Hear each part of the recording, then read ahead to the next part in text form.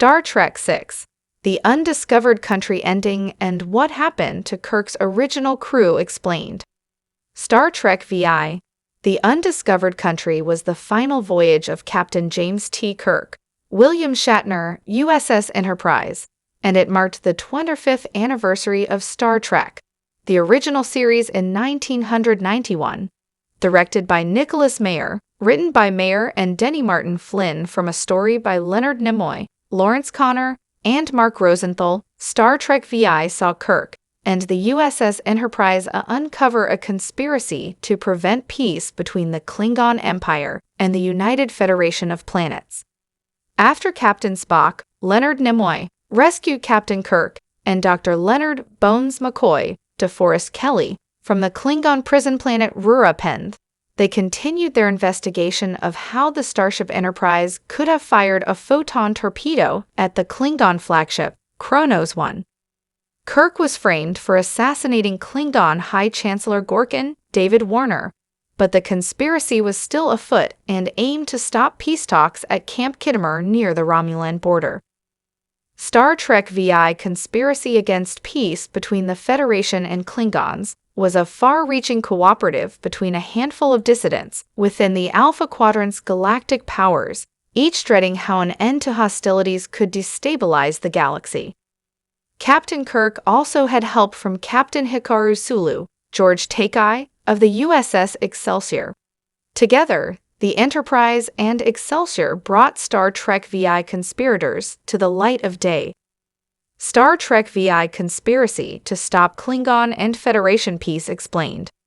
The Klingon Empire was forced to pursue peace talks with the United Federation of Planets when the Klingon moon Praxis exploded in 2293.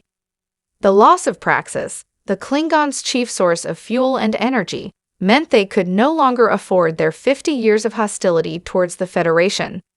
Serving as Federation's special liaison, Captain Spock negotiated peace terms with Chancellor Gorkin and offered to host the Klingons aboard the USS Enterprise, to Captain Kirk's chagrin. However, the conspiracy to stop galactic peace was well underway. Masterminded by the Shakespeare-spouting Klingon General Chang, Christopher Plummer, the conspirators included the Romulan Ambassador Nanklus, Daryl Henriques, Starfleet Colonel West, Renette Auberjonois, Starfleet Admiral Cartwright, Brock Peters, and Lieutenant Valoris, Kim Cattrall, Spock's Vulcan protege who was stationed aboard the Starship Enterprise.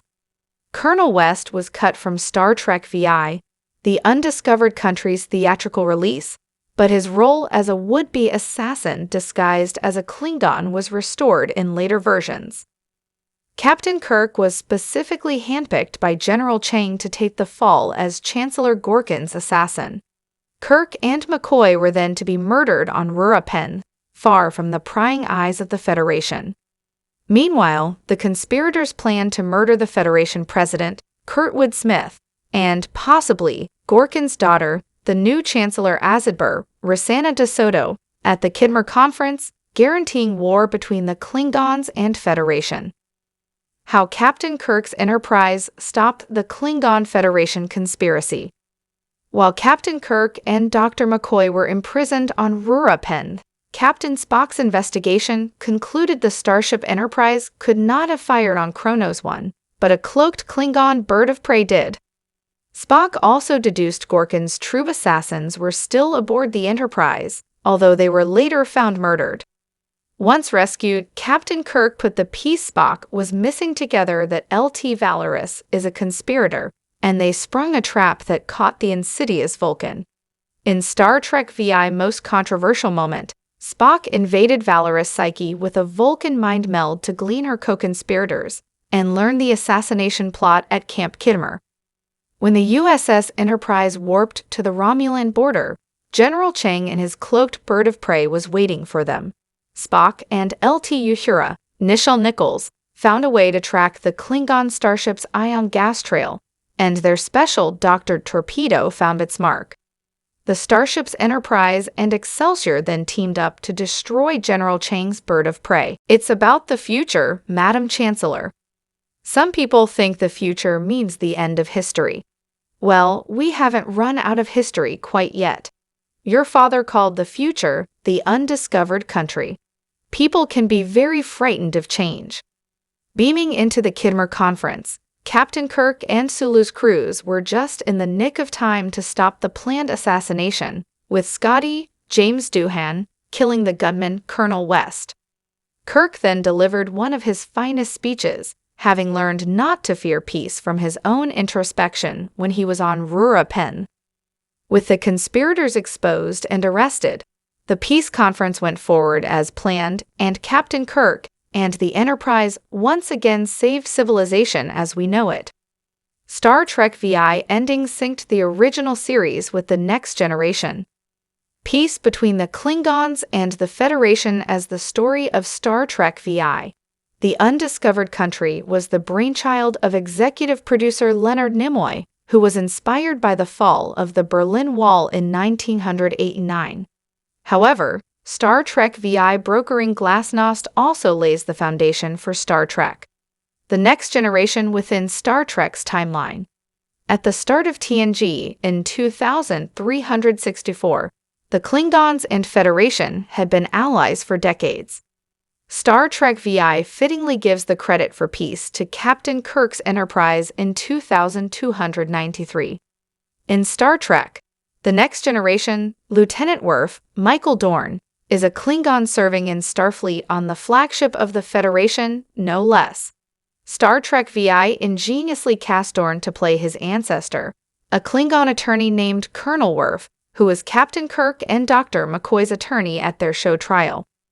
Starfleet officers and Klingons serving on each other's ships became a common sight in TNG era going forward, and Star Trek VI, the Undiscovered Country, laid that crucial foundation.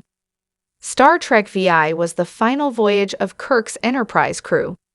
After the critical and box office misfire of William Shatner's Star Trek V, The Final Frontier in 1989, producer Harve Bennett intended to reboot the Star Trek movies.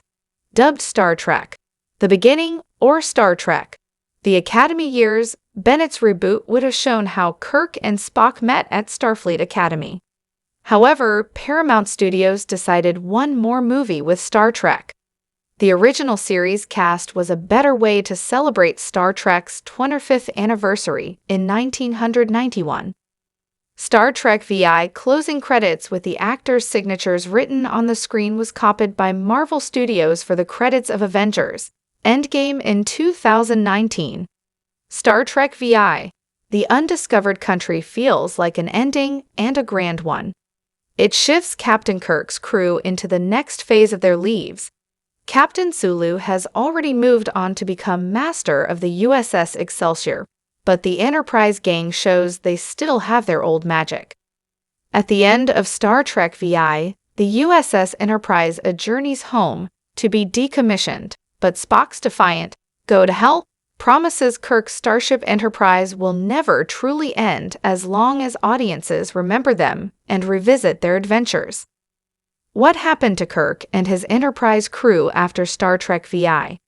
Released in 1994 as the first film centering on the cast of Star Trek, The Next Generation, Star Trek Generations revealed that Captain Kirk's USS Enterprise was indeed decommissioned in 2293 to make way for the USS Enterprise B, which launched later that year. Kirk, Scotty, and Commander Pavel Chekhov, Walter Koenig, were aboard in Chekhov's final canonical Star Trek appearance. Kirk would famously be sent to the Nexus and emerge in 2371 alongside Captain Jean-Luc Picard Patrick Stewart. Captain Kirk heroically sacrifices his life to save the planet Viridian 3. In Star Trek, The Next Generation series premiere, Encounter at Farpoint, an elderly Admiral Leonard McCoy visits the USS Enterprise D a few years later. Captain Picard and LT Commander Data, Brent Spiner, meet Ambassador Spock on Romulus as he attempts to unify Vulcans and Romulans. Scotty then ingeniously preserves himself via a transporter to board the 24th century Starship Enterprise. Unfortunately, TNG provides no update on what happened to Uhura or Sulu after Star Trek VI.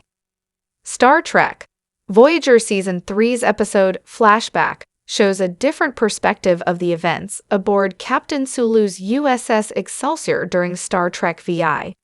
J.J. Abrams' Star Trek 2009 revealed that Ambassador Spock failed to stop the Romulan supernova of 2387, and the Vulcan was sent back in time to an alternate 23rd century timeline created by the Romulan villain Nero, Eric Bana.